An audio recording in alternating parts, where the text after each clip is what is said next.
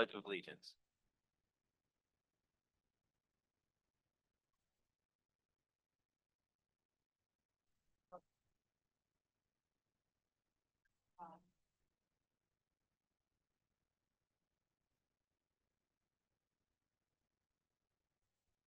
Approval of the agenda. I'll make a motion to approve the agenda. Second. It's been motion to approve and a motion and a second to approve the agenda. All those in favor signify by saying aye. Aye. Aye. Motion carries. Let's see. First up is informational items, winter weather procedure. Jaime? So Jaime and I Sean had a meeting or a couple days ago, I guess, right, Sean? It seems like last week, right, Jaime? And we went through our procedures and updated. He's going to share some things that he's working on as a new director and so forth. You want to turn green? Is it green? And then probably pull it closer. I gave everybody a map of where we go. Instead of driving away all the way up on top to Patterson, I just call their transportation director because he lives here in town, but he drives up there every morning. So that's my first call. And then some of the local police, local PD, one of the sheriff guys in town. I've been made a list of everybody I call or I'm going to call and go over what the road conditions with them, get some advice. Also, I'm working on getting one or two of the state patrols numbers down at the scale to have them, maybe if they're west of us, talk with them and see what the road conditions are coming that way. Everybody, there's a map. The routes that we change when road conditions are bad are there two up on top, 1 and 4, one that goes along the river, Route 8, and then the route that goes up north because it's kind of windy roads, dips and all that kind of stuff. So that's not a big change. It's just they don't go down certain roads and parents bring the kids to the corner. They jump on the bus and then it's kind of just makes it a beeline faster for them. So we risk the chance of them getting stuck. The alternate routes up on top, they instead of going down and picking up students that are in the middle of the wheat field, they come to the corners like where the radio station is, some of the onion warehouses. This kind of streamlines it so that we don't risk the chance of any buses getting stuck like they have in the past. Most of our procedures that we've done, the way we call, the parent square notifications, the social media notifications, and our notifications, which we'll talk about when we get a little closer, to directors and administrators and so forth, or it's not going to change. Those procedures will remain the same. Just so everybody has a peace of mind, most of the buses have automatic chains. Just flip a switch, they engage. The ones that don't, we have regular cable chains that we strap on. They're pretty safe. The drivers can do it themselves, or myself or the mechanics install them for the drivers before they take off. It all depends on what the road conditions are like, but everything is really safe and up to date. We had to buy a couple sets of chains for the new buses and some other chains that got wore out last couple of years. But that's where we're at on all that. So if we're open for questions or whatever, but it's just more information for the community. And we normally send it out. We start the initial notification the first week of November. And then when it gets close, we'll do another one. Like, or when we start seeing weather change, we'll do another one. And try and notify accordingly. Yeah. And Kim and I start talking at 5. I'm on the road at 4, 3:30. Anybody have any questions or? I think the other piece to note, for those who are listening or may come back and listen, I personally am part of three different text message groups.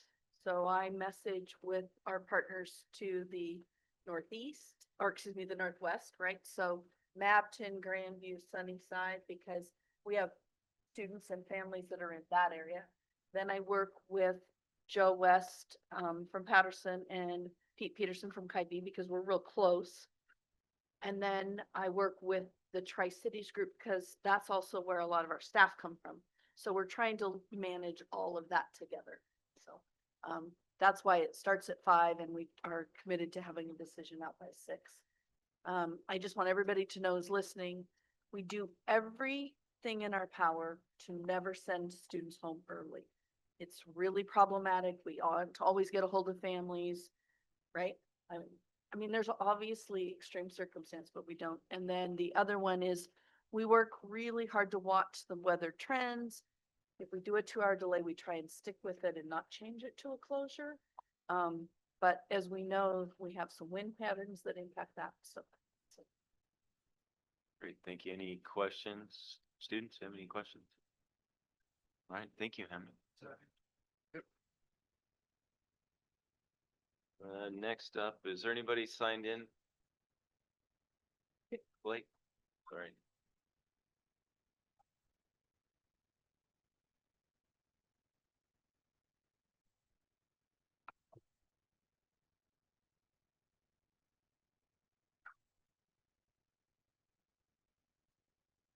All right, now is the hearing from visitors.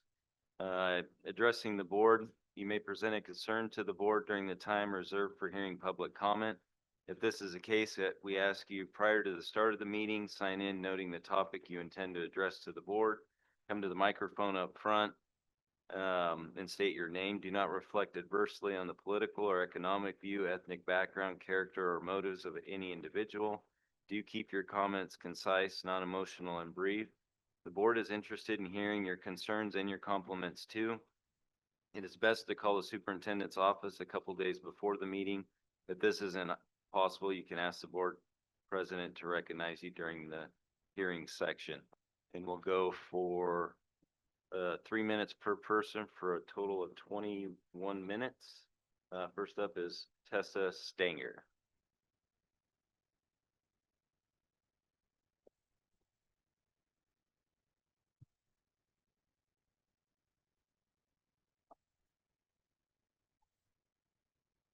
Hi, guys. Oh, 3 minutes. Oh, we'll use. have a shot clock. Back again, I'm here to discuss the cell phone school policy. I think we really need to look at it. I think if we act like these kids are young adults at the age of 13 that can make their own medical decisions, their own medical choices, why can they not use a cell phone at lunchtime? I understand the high school has different policies than the junior high. I think that who are we protecting here? Are we protecting the school? We're protecting the students? Like, why are they not allowed to use their phones at break and lunch? When you go to work, you're allowed at lunchtime to use a phone. But at a public school that is not private, we're not allowing children. Who are we protecting? I mean, are we trying to stop the filming of things that are not supposed to be happening? Or are we just trying to cut off all communication here? You're not also realizing that it's causing hardship on single families. Maybe families that work swing shift or nights, and that's the only way they can communicate with their kids is a lunchtime text or phone call. I think you guys really need to start looking at things and not following suit just because that's what everybody else is doing. For me, my family, I am lucky. There are 2 people, but it's not always that lucky. You know, you have to reach your kids, and we live in a different time. My oldest is 21. My youngest is 13. I went through a lot of changes in schools. And this is probably one of the policies here that I think is the most ridiculous policy. I get class time, but lunch and breaks, I don't think it's right. I think you guys are acting like you are parenting the children when it's not your job. I'd also like to talk about bathroom break passes. I think that you guys need to come up with a better system to hold teachers and students more accountable. Bathroom privileges are not a privilege, it's a right. And teachers telling students that it's a privilege and not a right, I have a problem with. I'm gonna save it for a later time and date, but I really think you guys maybe need to look at a different system where it's either going to the child's email or the principal's email to see if these teachers are deleting these bathroom passes or what's really going on. It holds both people accountable, not just he said, she said. That's all I got. Thanks. Thank you, Tessa. Blake, is there anybody online? Thank you. All right. That concludes our hearing of visitors, so thank you for that. Student rep reports. Samantha? Yeah, I'll start. I just wanted to talk about some exciting things that we have coming up for Prosser High School. This Friday, we have our college and career fair, which we're all very excited about. And we'll be having 48 vendor booths from different specialties, jobs, colleges, and that'll be a very big thing for us. We also have, for the very first time, an industry panel in the auditorium where we will be having 7 people from different fields talking to students and answering questions that students may have for them. We are also having a blood drive on October 31st, if anybody would like to donate, from 11 a.m. to 4 p.m. And you must be 16 years or older to donate. Thank you. Esri? So fall sports are preparing to head to districts, or most is fall sports. And then leadership and ASP are planning Pink Week. The recipients are Jesus Silva and Madison Bagnall. Thank you. Olivia? As you guys all know, homecoming was last week. I think we'd all agree that there was really good participation and it was a good week overall. And then tomorrow, their sophomores and some juniors are taking the PSAT test. Thank you. Any questions for student reps? PSAT at the high school. Great, thank you. Appreciate it. Next up is discussion items, school building reports, Housel Middle School, Michael Denny.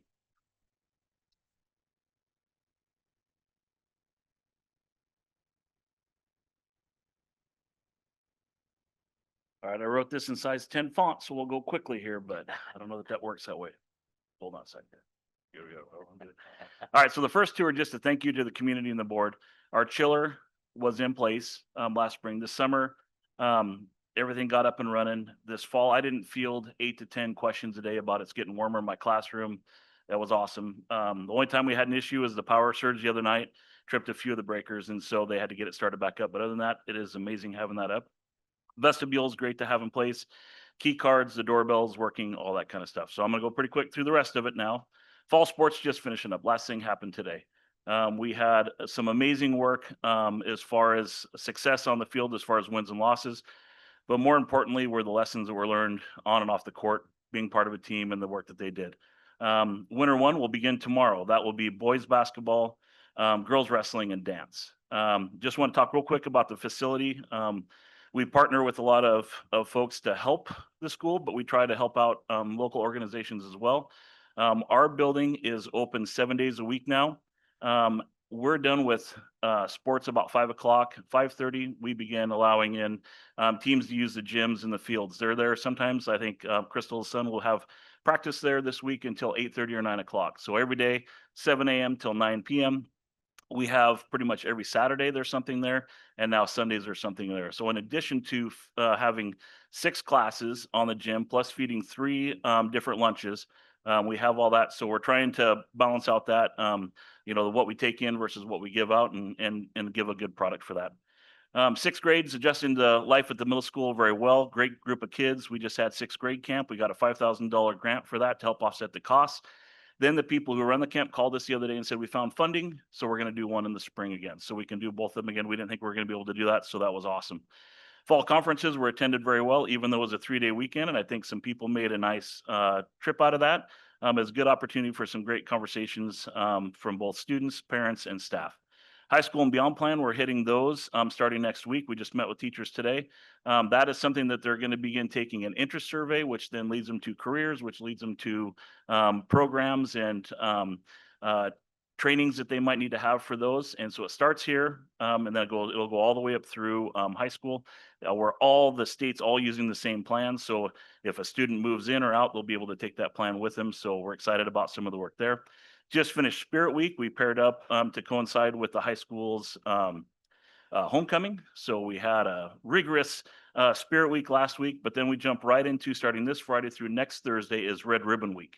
And we have a dress up theme every day for those 5. Plus we have some after school sessions that we're able to do some work, but it's mainly designed to promote drug prevention, healthy lifestyles, and positive decision making. So we partner with Thrive for that, and they're a huge driver of that work. So leadership class is already working on Veterans Day assembly plans. Hope to have them in for breakfast and into our assembly to thank them for everything that we've got that they've given us through all their sacrifice and what they've given.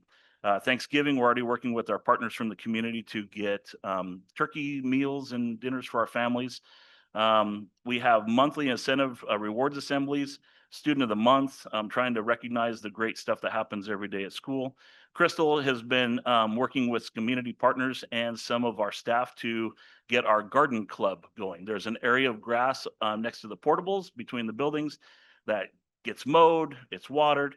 So we're going to take some of that out, and we're working with Andy and the maintenance crew, and we're going to put in, I think it's close to 30 raised garden beds of there. So hoping to make better use of that and really work that into our science and some of our other classes.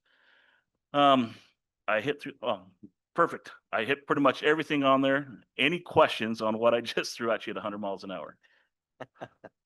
Thank you, Michael. Any questions for Michael, students? Great, thank you. All right, Appreciate it. thanks, guys. All right, next up is Food Services Director Darlene Morrow. Thank you. Good evening. I want to do a recap right quick on the conference that I went to in Spokane in July on the 29th through the 30th. The theme of the conference was the magic of school nutrition. We have breakout sessions, and in the breakout sessions, some of the things that we learned was the K-12 funding, the budget.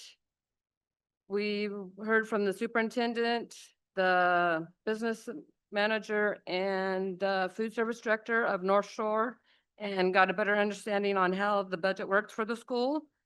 We also had a class in a dash of teamwork and a pinch of passion, that we learned that we're all on the same team and we need to be supporting one another. We also learned LAG, which is love, acceptance, and grace, which we all need to keep in mind. We also had the OSPI team was there, and they have a new program called Power Up Your Program with nutrition education. And each month we meet on a Zoom with about 20 other directors, and we set our own goals on what we want to do. And one of our goals is going to be engagement with our students and visibility and communication with staff and community. And students and staff inspired lunch and recipes added to the menu. So we thought we would put it out there to the public and get some ideas of what they're cooking at home and maybe bring them into our program. So that was the conference. So this is what's going on in our department right now is many people don't realize that we're the largest restaurant in town. We serve about 15 to 1,600 students every day. Recently, we had the Ben Franklin Health Department make surprise visit inspections to all 5 of our schools, and each one of our school received 100%. Also, I know that our enrollment is lower this year, but that hasn't affected our program when it comes to feeding our students. At Witch Strand, our breakfast numbers have increased by 58%. And at the middle school also has increased by about 25%. And at our high school, it has increased by about 25%. This year, is our second year that our department has received funding from the Department of Agriculture. We got a grant for $14,000 to buy local produce and meats. And next year, the year of 26-27, we have $8,000. And we're having our intern from CW come on November 10th, and she will work with us for 6 weeks. And we're going to be working on our Power Up program goals that we have set with OSPI. Any questions? Any questions for Darlene? Thank you, Darlene. Thank you. Appreciate it.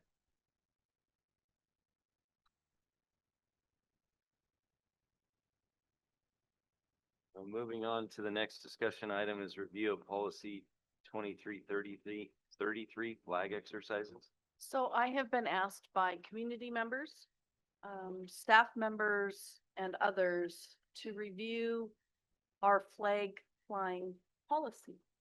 The uniqueness of that is there is no real flag flying policy, just the reading or the Pledge of Allegiance portion. There's nothing in our policy anywhere about even our Prosser Mustang flag or our POW MIA or Washington State. There's nothing in there. So I am asking if you wish to look at this, what you have in front of you is our current policy and the WASDA policy. Selena Swearingen, my administrative assistant, and I have also looked at neighboring districts and districts of similar size throughout the state. And we have not had any luck finding anything that is much different than this. And so I've been asked to bring it to you for open discussion with community. This is a discussion item. It's not a decision-making item. So that is why it's here in front of you today.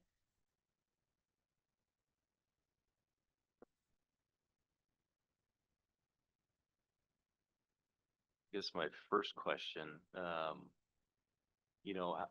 is it standard practice at all our schools that we do the Pledge of Allegiance prior to Yes, the it is. start in the first class? Okay. I think we're following all of our current policies quite well. And every school does it uniquely, but we are all doing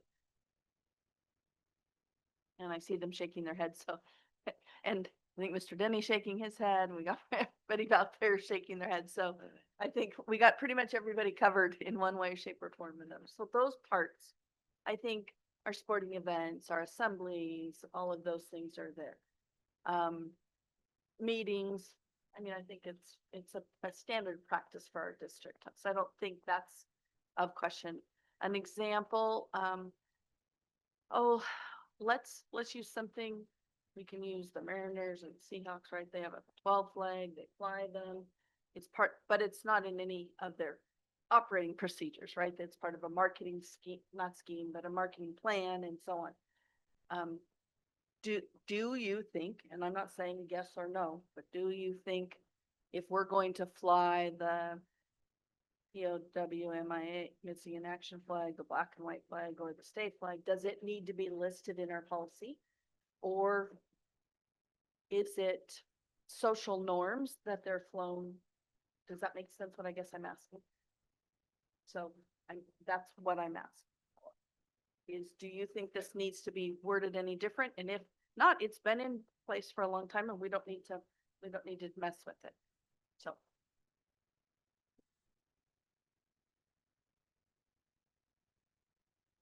Sometimes as a superintendent, you're asked to bring things forward, and that's what I do.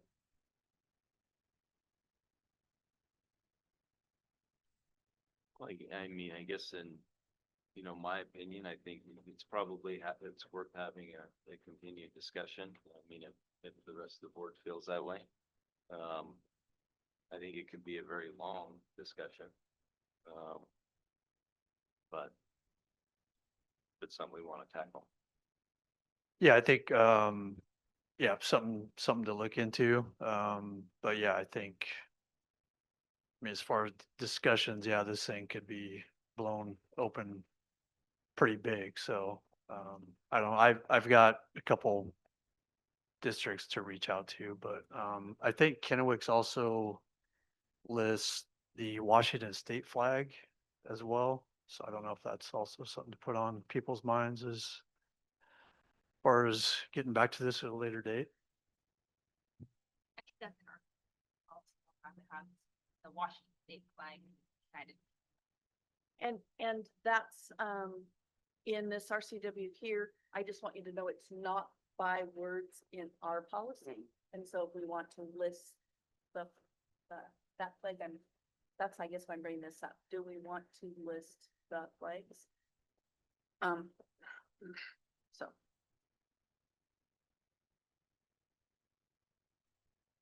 I am glad to hear that we are doing the Pledge of Allegiance, so that's good. Michelle, any thoughts? I mean, I think without really understanding,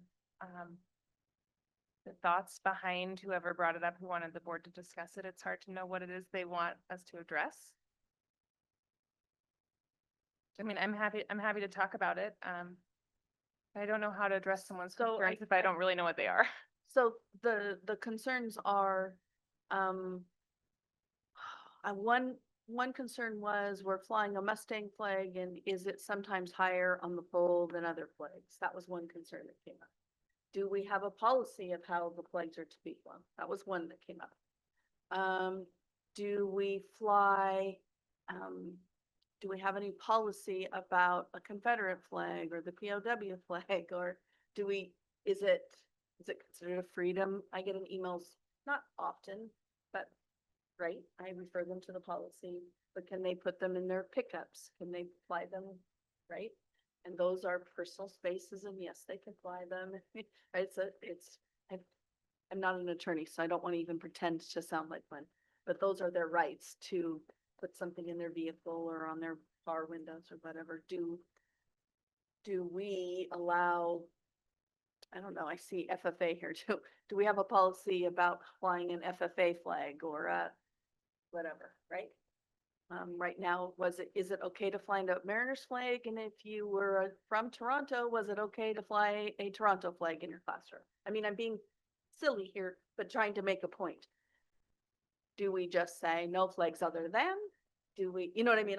I don't know. So I'm not trying to make a mountain out of a molehill. I'm just trying, I've been asked to bring it forward, and so I'm doing it. So it's all different kinds of flags, and do we want to address it? And do we want to have it specific? And so, like, one question was asked to me is, it appears from our home that the Washington state flag is flying higher than the United States flag. Well, I can assure you, sir, right, Blank, that is not the case, right?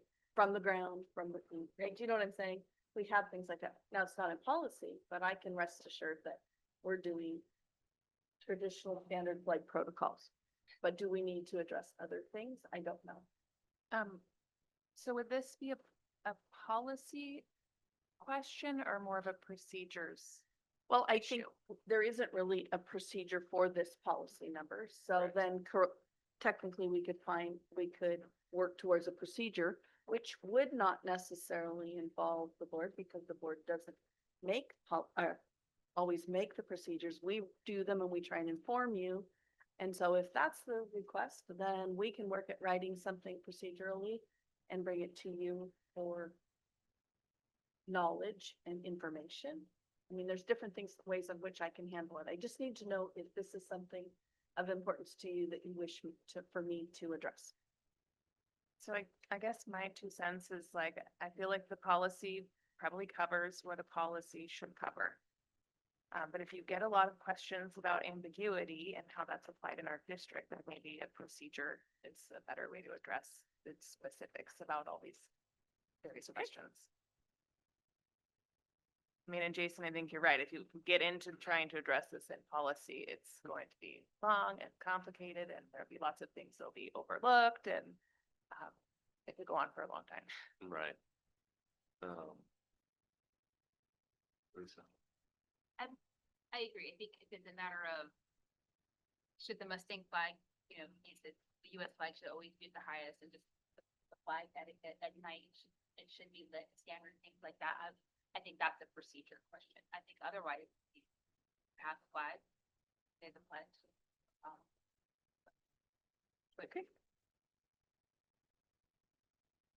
Brian? I think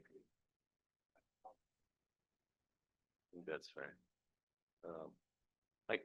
I think if we were gonna do anything to this policy, maybe outline, the state flag might be prudent.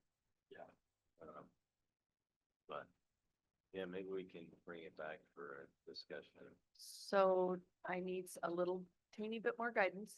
Do you want it on each agenda or do you want to do some research and then tell me and then I will move it forward to a discussion item again? Let's, if everybody's all right with it, maybe we could shoot for like the first or second week, meeting in December. Does that work? Sure. Or just even to. Just for have a discussion again? discussion. Okay. Does that work? December. Okay. I will put it back on the agenda. Great, thank you. Next up is I guess I should ask the students. Students, what do you think? You good with December and moving forward? Okay. And I am actually gonna challenge you if there's any student discussion about that, we'd like to hear it. Next up is review of policy 4260A, facility rental rates. So at our last meeting, we just had a discussion and we agreed that we should look at possibly updating, I hate to use the word raising, but it is raising the fees and bringing them more current. So we've done some work. So the things in yellow, the fill boxes in yellow are actual changes. There's a little bit of formatting.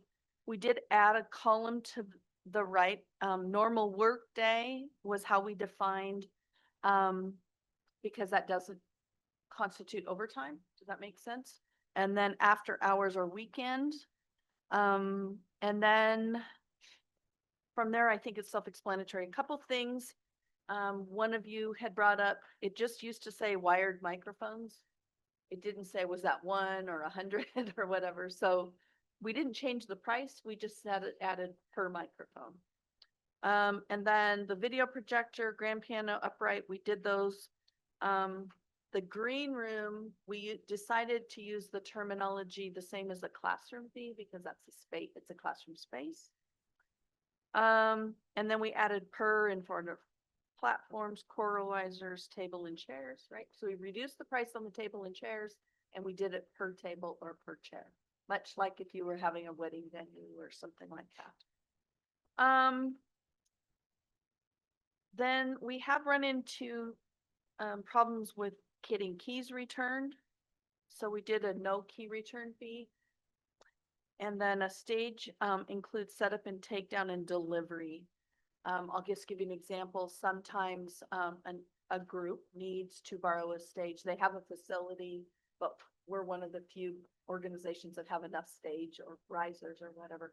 And it's not just something, we kind of talked about it, that we can just go throw up, right? It takes a crew. And so that's how that was done. We did, even though it's in yellow, it's kind of a little bit hard. Deposits will be required and estimated fees over $1,000. I don't know what your thoughts are on that. This is still a discussion, right? So, but you asked me to come up with some different things. And late fees will be added to balances after 90 days for non-payment. And I'm open for discussions. Oh, I want to give a couple more. There was a question, why are the kitchen fees different? We actually happen to have our food service director here. It really has to do with space and the cleaning and the extra things. A Whitstern kitchen is very different size than the high school kitchen, as an example. They have most of the same pieces parts, but the cleaning and so forth. So that was a reason for the differences in spaces. Oh, and when we,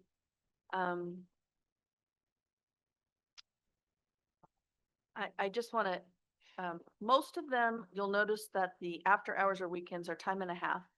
The only one I personally really struggled with was the gymnasium in the commons. They're just so big that I didn't know if time and a half was enough because of the amount of work, but if we're paying, we want to cover our overtime costs, it may need to be at time and a half. So I just wanted, you'll notice it says $50 an hour on row 3 and then $100 for weekends. It's the only one that's not time and a half, I think. So, does that make sense? So I'm open for discussion. And I think you guys have these in front of you, this, right? How do we take payment? The deposit or all paid in full? Most of the time, these relationships we've built through time. And we bill them afterwards because the number of hours, they estimate on their facility request, how many hours, and then we give them an estimated cost. But let's say their event was really big and it took them longer to tear down, then it's based on the hours of actual use. Or maybe it was a blizzard that night and their performance was really short and they shortened it up. So most of the time we just bill the next working day after the event, and I don't know, 99% of the time we get the check or payment in a very timely fashion. I had another question about, this is specific to the auditorium or anyone using, like, other specialized equipment, right? My mind, I'm just thinking microphones at this time, but it's specific to the auditorium. Do we have a requirement, they have to use Foster School District people to run the sound and run? The answer in a nutshell is yes, or official training. So, I'm trying to think, we often have volunteers who help with drama. And those volunteers could be parents or past teachers or whatever. They have experience operating that equipment. Sean is here most of the time. Israel's assigned, well, not assigned, he chooses. We don't make him go, but he's often the one who does. And so I would say 90% of the time, plus or minus, or even more, we have someone there. And they are often working alongside the crew.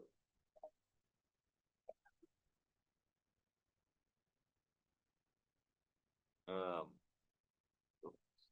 think the question I had more was the deposit. I almost think that I think for anything that we do, if it looks like there's $150 cleaning fee on everything, that's the minimum deposit. Okay.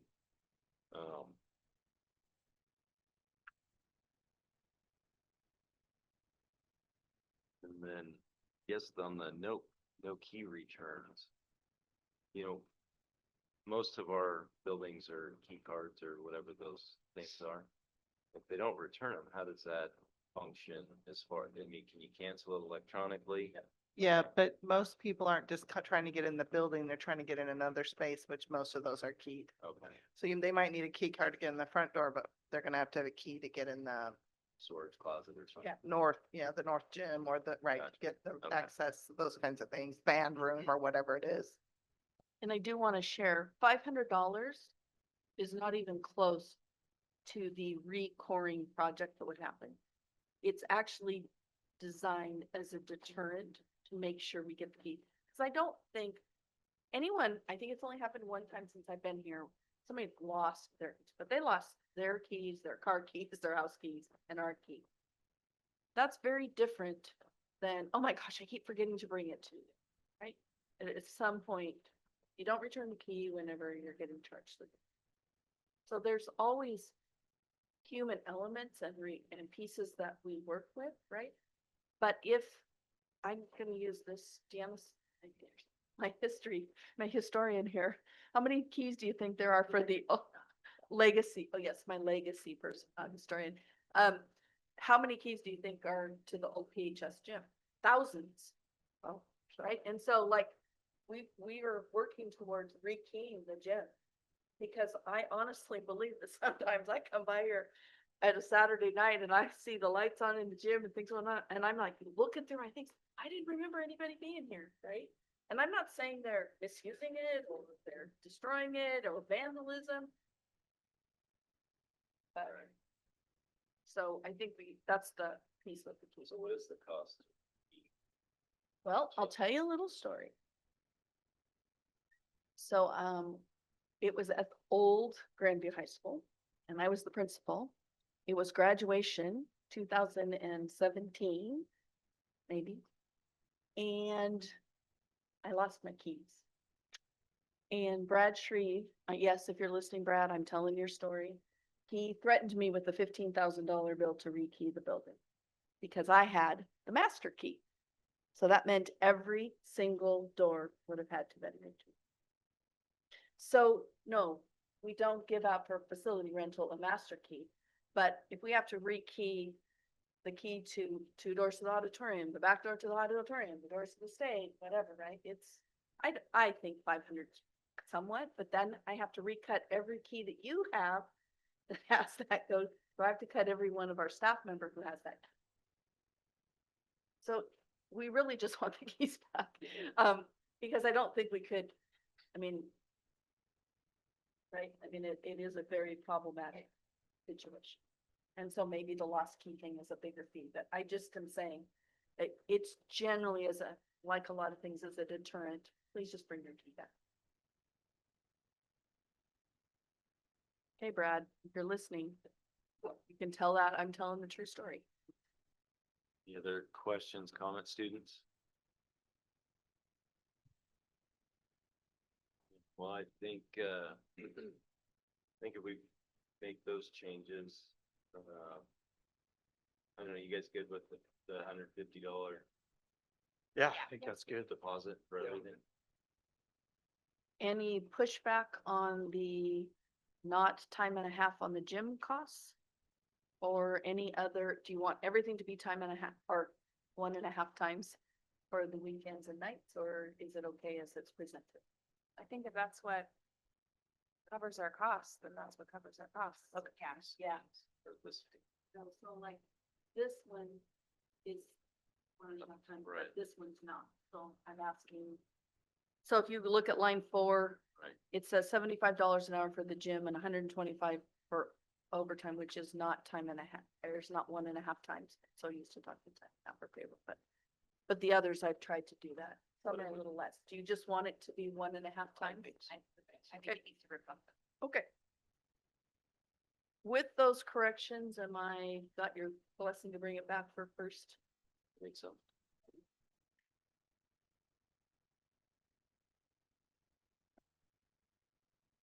All right. Any other questions or comments on that?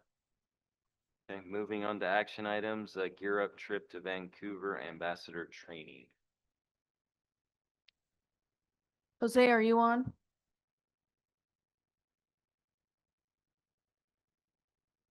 I can do this on his behalf.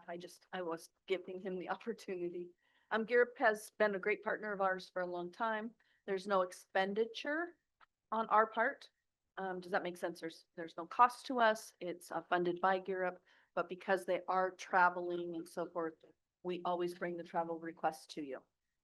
And it's overnight.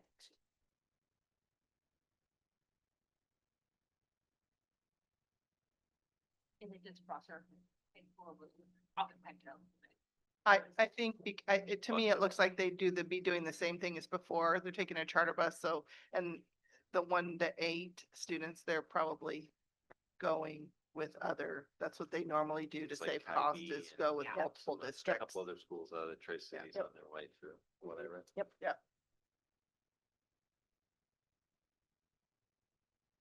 Any questions on this? We'll move to approve the Gear Up trip to Vancouver ambassador training. It's been moved and seconded. Students?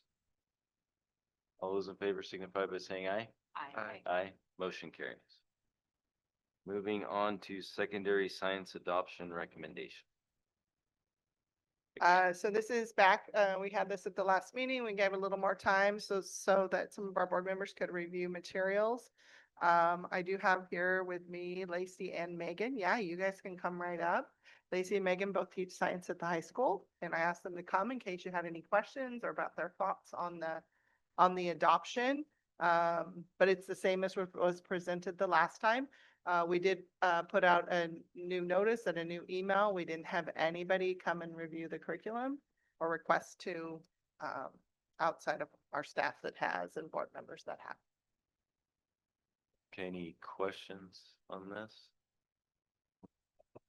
Well, I did get a chance to review it and I think it looks pretty good. So I mean, so I'm assuming you're all on the committee and so good job and thank you for taking the time to tackle this. So, Well, to be honest, when they wanted to everybody delay else. it 2 weeks last time, I said, well, we've been waiting like 20 years, so we're 2 weeks probably isn't gonna matter.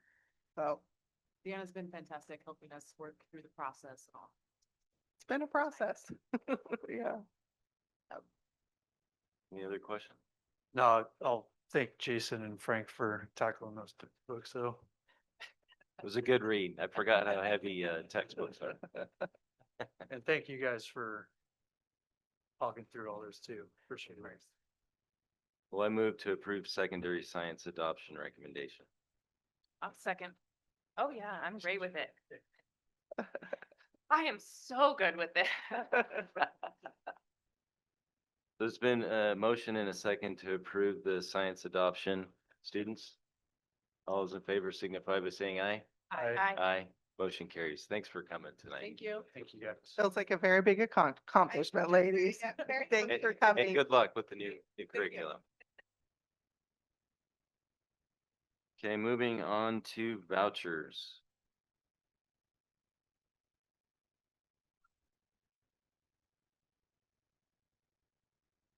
Any questions? Any of you have any questions on vouchers? On general fund for check number 911831 to Weenaha Group. Mhm. So they are our owner's rep group that manages like the tennis court Mhm. and whatever, and you're seeing it now as it had been a delay in payment Okay. to them. They will still be on with us as we do our early learning facility and so forth. So that's what that is. And then on the transportation for the buses. Mhm. So That there's a, comes out of our transportation fund, okay, not out of our general fund. That's what our depreciation money comes in and it goes into our TVF fund. And that money was there. so we have the 223 listed as bus and then another 223 listed as buses. Well, I don't know. There's two buses. So one bus for 223 and the second bus for 223. I don't know why the verbiage is the way it is, but it's bus one and bus two. Okay. And I have seen them and I have verified there are different serial numbers. So, I think, or bin numbers. That's- any other questions? I had a comment. I know we're seeing a lot of these today, in this packet, but it seems like the descriptions have changed a little bit. They're more generalized, not in the detail that I think we've seen in the past. Okay.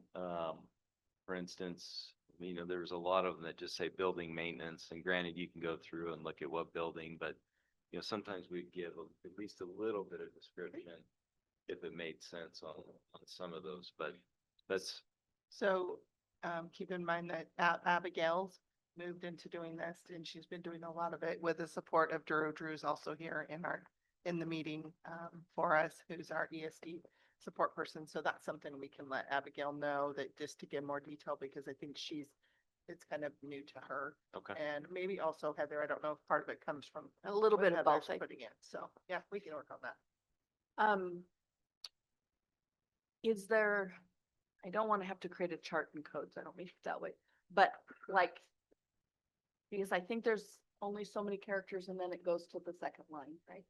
The expense. So I'll send you in like when I do my weekly informational thing.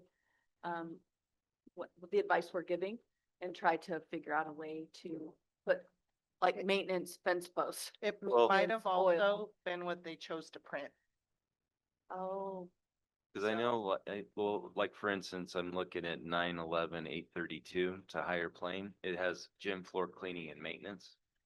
And I think that's adequate enough, right? But when you go up to Let's just look at. It's in the. I mean, you got a whole line that just says custodial, but. Walter Nelson and Company, but.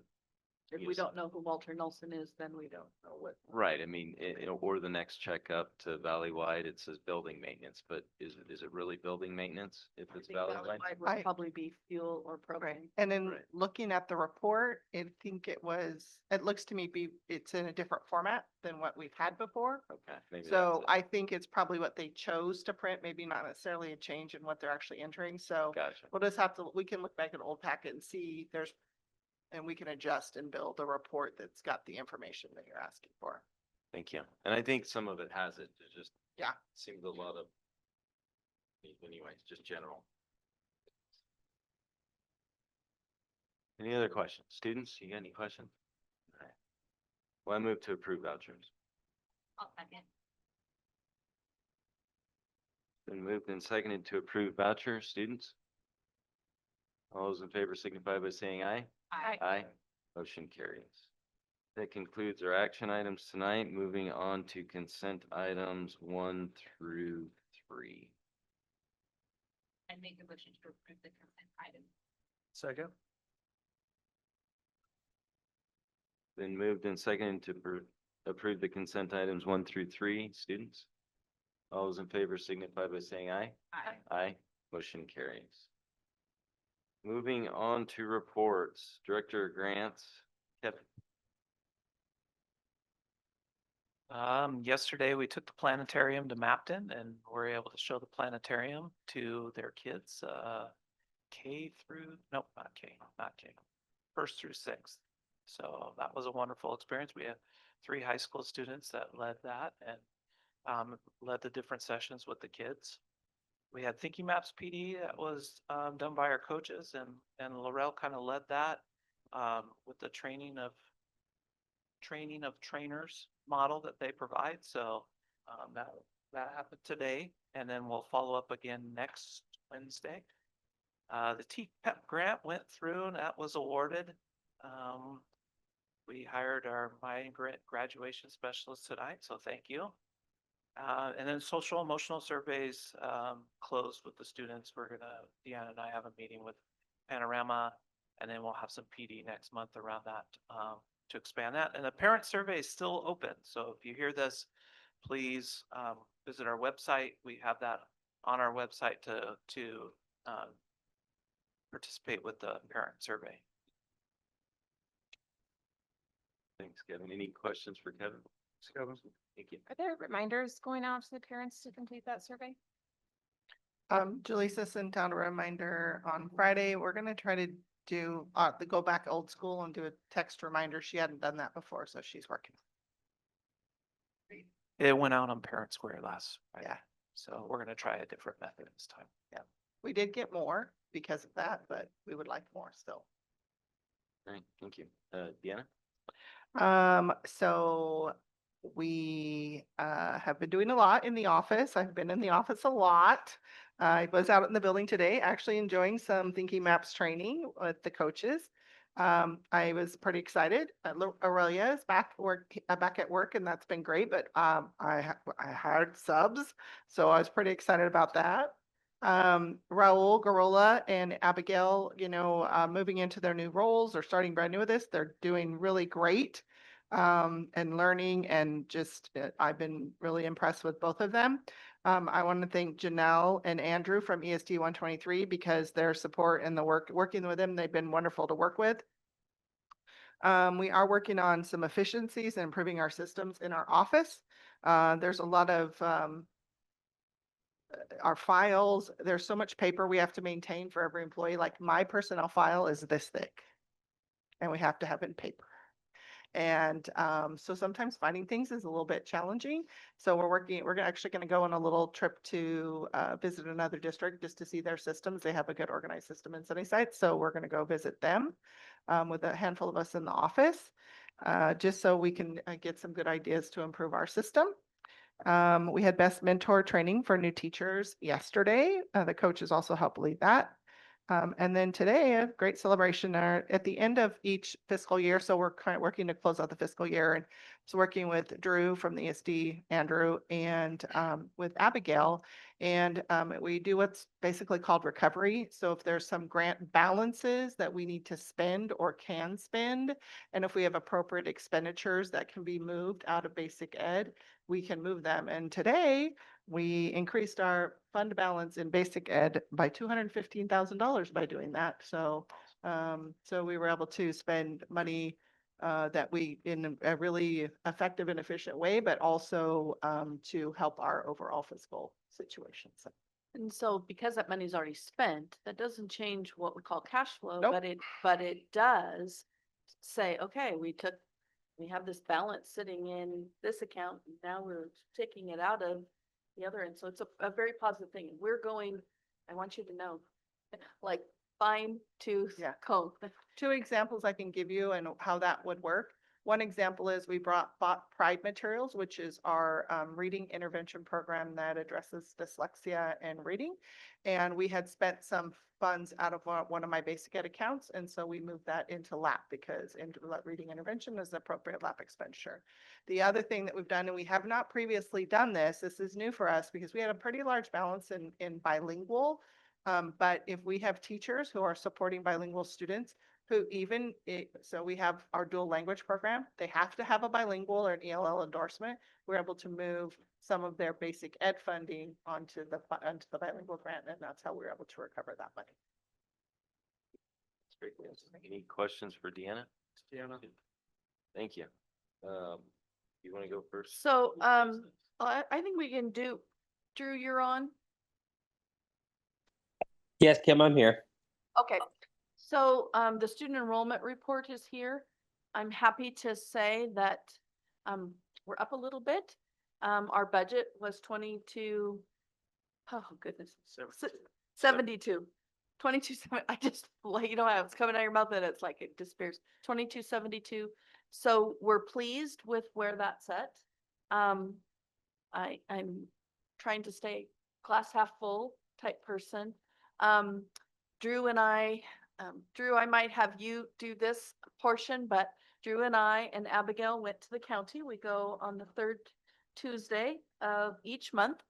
And we went, and Drew, what would you say the mood of the meeting was? I thought the meeting went really well. The county, their biggest thing is they just want to know where the district is at. What are they planning to do to kind of improve their financial situation? And, you know, if there's anything the county can do to help as well. So it's really just a working relationship that they want. They just want to be informed. So I thought it went really well. And Kim and I both felt a little better going into this one than last one. So that was nice. Yeah, this one didn't hurt quite as bad as last month. But I will give everybody who's listening an example. We have a beautiful high school and our goal is to take care of all of our buildings, but I'm going to use the high school as an example. I don't know if you know this, but we try to wash the windows twice a year. Okay, once in the spring and once right before school starts. Each time we wash the windows, it's $13,000. We're not washing the windows this year.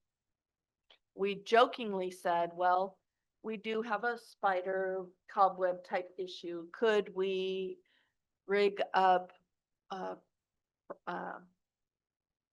air compressor, and could we do some work with blowing and doing some things like that we could do ourselves? And when I said to the county treasurer, well, I want you to know, Mr. Treasurer, if you're driving by and you see cobwebs, I want you to know that I'm doing the best part fiscally. And I think he appreciated that, correct, Drew? Yes, he did. Yep. Those are just Halloween decorations right now. So what I guess I'm trying to tell people is we are looking at every single thing. Sean is sitting here today. Her team had put in a purchase order for some desktops that were so outdated they wouldn't take Windows 11. And we got down to where we wrote, not necessarily the person, but the position using each machine. And we said, okay, we're gonna fund these 4 out of ASB and these 2 out of CTE, and we're gonna do this. And so we decided when we were all done, I think we reduced the order overall by 2. But in the end, Sean sent us an email that said she thinks she has a cheaper option, so Oh, just wait. So, so she's crossing. So that's the kind of stuff that's going on. We literally are saving every single penny that we can. At our directors meeting, Darlene and Sean are both here now. We talked about, aerosol window cleaner. And at some point, for, if you've ever been into our janitor's closets, there's the units that hang on the walls with the chemicals in them, and then you turn it on with the water and it puts the proper portion of chemical to water into your dispenser, your mop bucket. They've been there, some like them, some don't like them, but we're not gonna buy any more $2.63 cans of spray foam window cleaner. We're going to use the window cleaner. That was one of the examples that he used at the director's meeting. So that's the type of stuff we're doing. Drew, we also worked with Janelle and Drew today. We're finishing, payroll has to be posted by Friday. We will have account cash flow numbers for you for an accurate report by Monday, and they'll distribute that out to you. Thank you. Any questions for Kim? I do have a question on the, and I know we've probably answered this a million times, but It's so hard. our TTK enrollment went up 0.42. How does that work in the month of October? Well, we have some smaller students. No, just kidding. I'm glad you got a It's good sense it's of humor. possible, so with our transitional kinder, sometimes we have a student that might start because of their situation on a partial schedule and then build up to a full day. Some of our kids coming, especially students that might be coming out of our developmental preschool or some others, like coming a full day for 7 hours a day to start right off, you go to school. I mean, for many of our students, I know they can get overwhelmed. And so sometimes we start, so they would only be a partial FTE and then could grow to a full FTE. Would that same hold true as you go through all the grades? Yes. Yes, it can. Okay. Because we have students that might, based on their current situation, maybe a medical situation or something, attend part day. We have a handful of students that might be homeschooled part of the day and come for certain classes.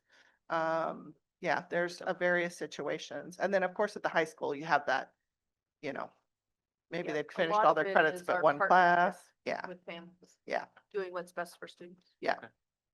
Great, thank you. All right, Kim, you're up. Okay, I always do my Again. report, I know. Let's do property. There's been no real interest on the Grant Avenue property. We did get a call of interest for the land parcels. They have a meeting with the city, so we'll see how that goes. I mentioned the county meeting, so I don't need to do it again. I gave you the examples that are on there. I do want, while Drew is still on ESD and Drew, but ESD 123 and I asked for a budget extension from the state of Washington. And the budget was initially due and complete, so it goes from us to ESD 123 to you to OSPI. We've asked for that extension. Well, they were gracious, but they gave us a whole 14 days. We have our board meeting on the 19th, so it'll go from us to the ESD for approval to you, and we'll still meet the deadline of the 21st of November. So that's going on. I'm happy to announce there's nothing pending or open in legal cases. Facilities, we did meet with Architects West today to discuss windows and some doors and stuff in the early learning facility. We'll be doing a meeting next week. I do want to talk to people who are listening. It is a very strict budget. It is 1.057 million. And so what we will do is we will bid it out what's called basic or bare bones. That would be the U-drive, but just what needs to be built. And then it's called add alternates. So an add alternate would be fancy cubbies or counters or playground equipment. What we want to make sure is the facility is built under budget. And then as that progresses, then we can do the add alternates. I do want to let you know, the rock work in the islands will begin soon, and you're going to say, well, Kim, you just said we're trying to cut everything. the cost of putting the rock in, taking out the irrigation, not mowing, right? Is less expensive in the long run than mowing all of those islands. So that work is what something you'll be seeing going on. And winterization, they're blowing out irrigation lines and so forth. I did get to attend one Rotary meeting. We've had great meetings, meet and confer meetings with the PSC and PEA. We're talking candidly and open about our financial situation, and with that, all the tough decisions.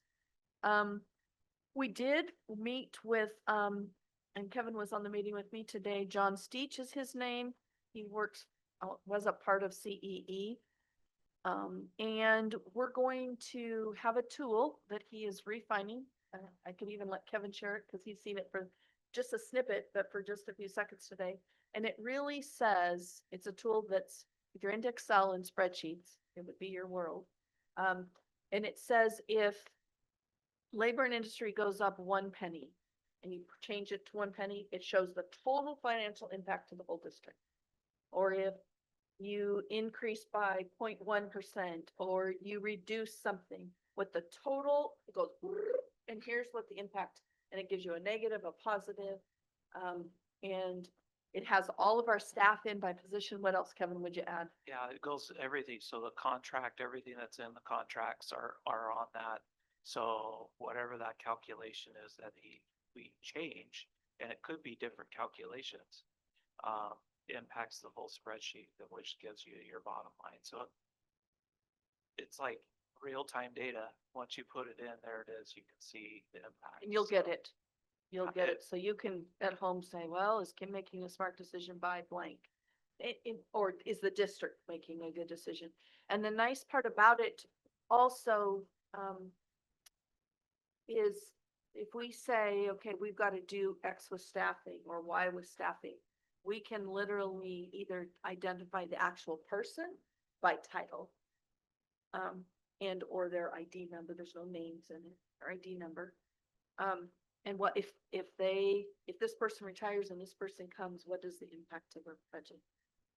Another one is example, like Kevin said, if the contract says we want from overload is now at 25, right? $5 for that figure. So if we change that to 4 and 9, what would that impact? Right, because it'll show what we spent on overload in the past, things like that.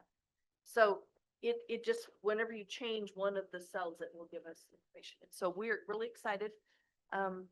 Really, look at Kevin. He's Mr. Data over there, Mr. Excel. He's like, as soon as we finished the meeting, I went walking around over to Kim. I'm like, where did you find this guy? Because I was fascinated by it. Yeah. It was pretty cool. so it's, yes, it is very intense, but he's done it enough. Like he mentioned other districts, so we'll leave nameless, but he says, they're paying $28,000 more than the state is giving them per teacher. This particular district. And he says, I can tell you down to the penny what you have to do to save $1,000. Right? And he's done it for a long time. And he does it across the state. It's used mainly, he invented it, or not invented, created it to use as a negotiation tool for both sides. Like if somebody asks for something, he says, well, that doesn't impact a lot. That's an easy thing to give. So it was great. Let's see, transportation, Tyler Technology, if you remember the grant for the software routing. I have to say, I got in on a meeting. Oh, hi, Max back there.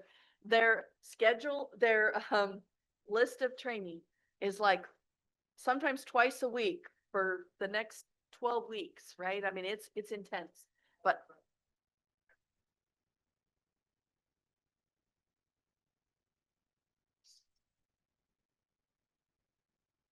right. Yeah, and so, and we're gonna take as many as we can and train it, cross-train it.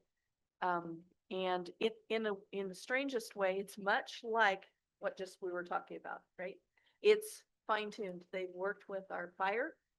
They've worked with our county, done with roads. So like if you're putting in a new road, the minute that road is approved in whatever county, it updates it in the system. So we're super, super excited for that to happen. So we're getting there. And then Deanna mentioned it, and I'm gonna mention it. We call it the onion. So Deanna and I have been doing, we feel like task-oriented people. But what we're finding is we ran things through a processor and operation. But until you sit down and literally do the task, we didn't realize either what we were asking of our employees or what we should be asking that we weren't asking. If that makes sense, we didn't know what we didn't know. And so Deanna started with the filing as an example. The files are, yeah, we have five separate files for a certified employee. 5. So you have your HR file, Uh-huh. your hiring file. If you have a medical issue, your payroll file, like that's one of the things, it's crazy.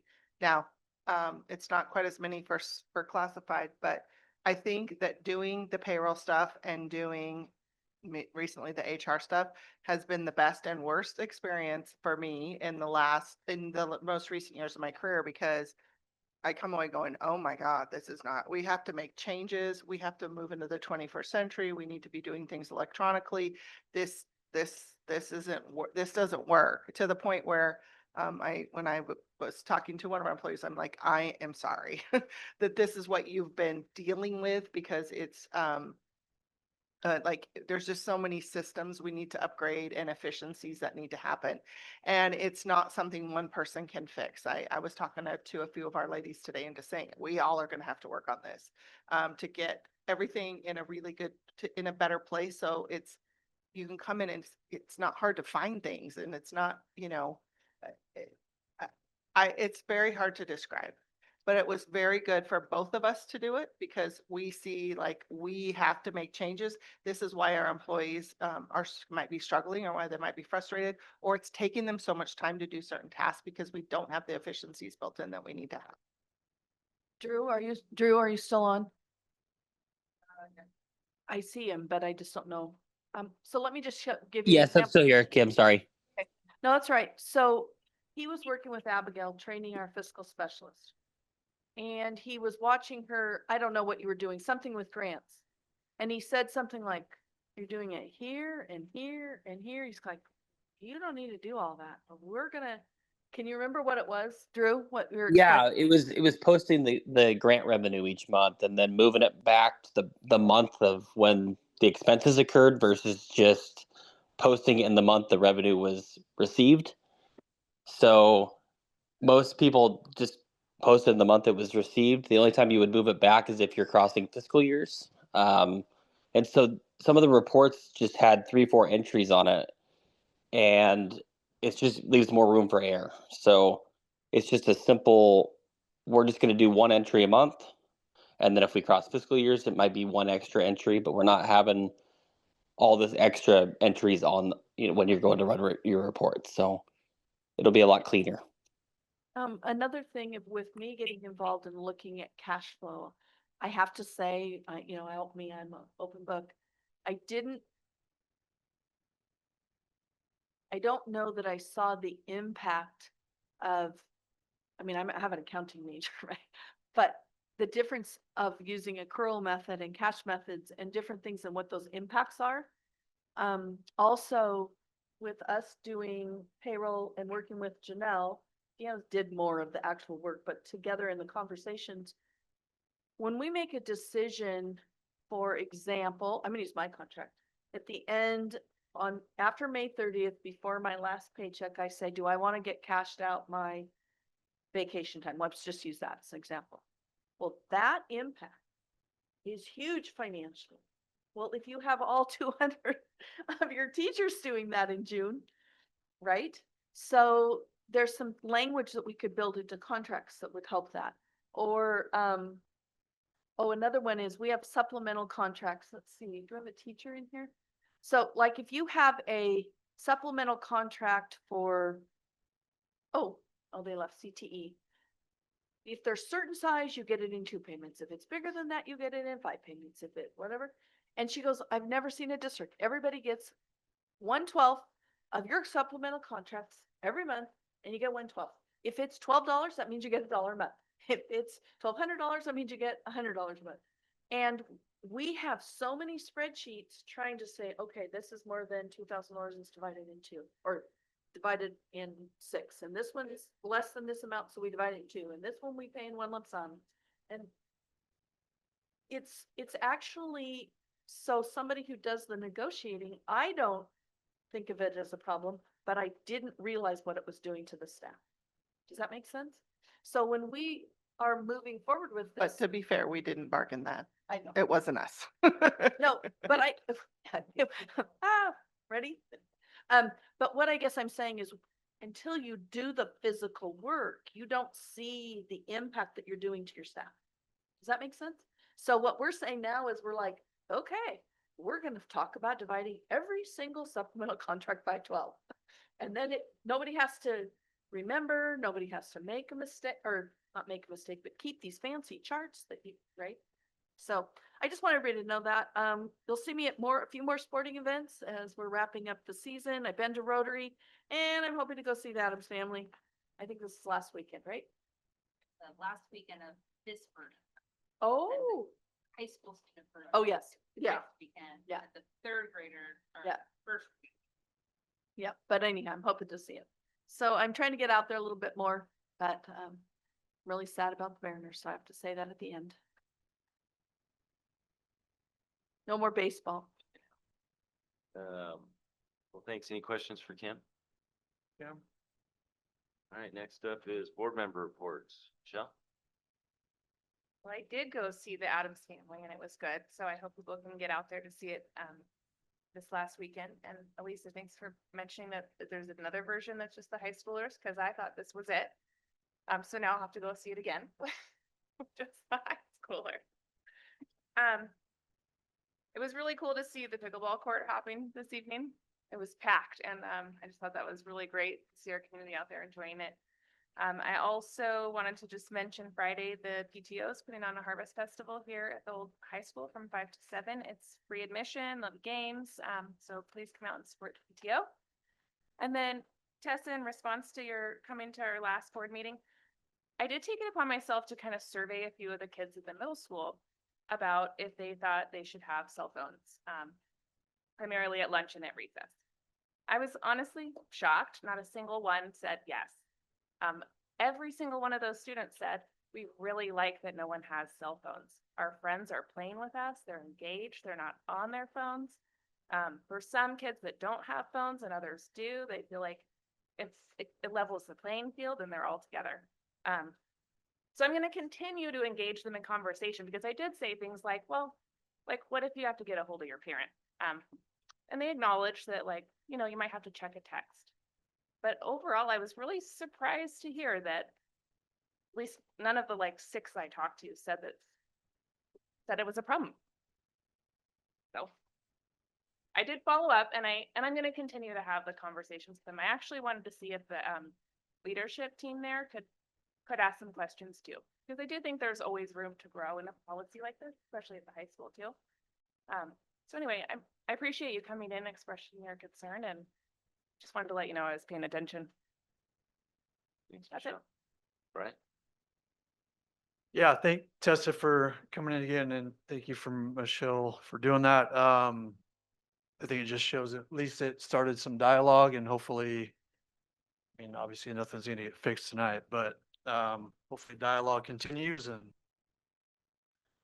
both sides will, I don't know, hopefully come out to where everybody's happy. The bathroom policy, I have no idea how that works. Hopefully if kids gotta use the bathroom, they're allowed to use it. And if that's not the case, then yeah, we've got some issues there. So hopefully, again, conversation will come up and hopefully be resolved. Thank you, Transportation Department, for all you guys are doing. Jelaine, I apologize for not getting back to you, but thank you for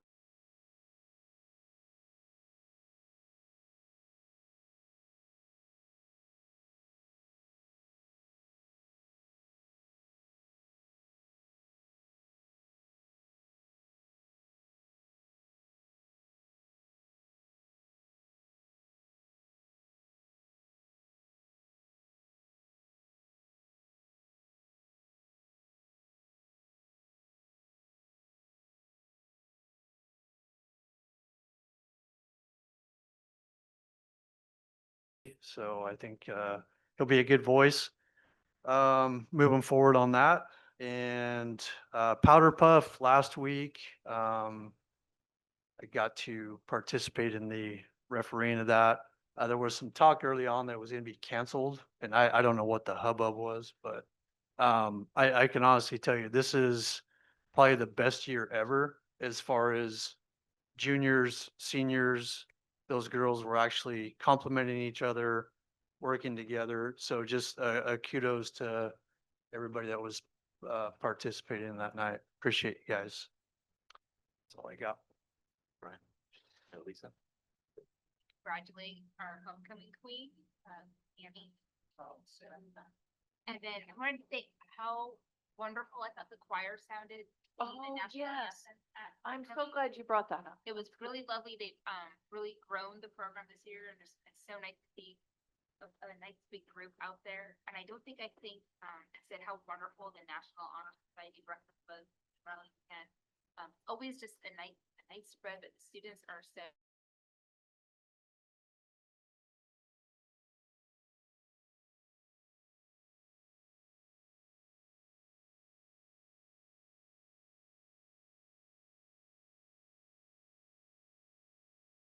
Riley, wow. Thank you. I knew that only certain people of a certain age would understand that reference, and for students later, I'll talk to you about a show our grandparents watched. But thank you.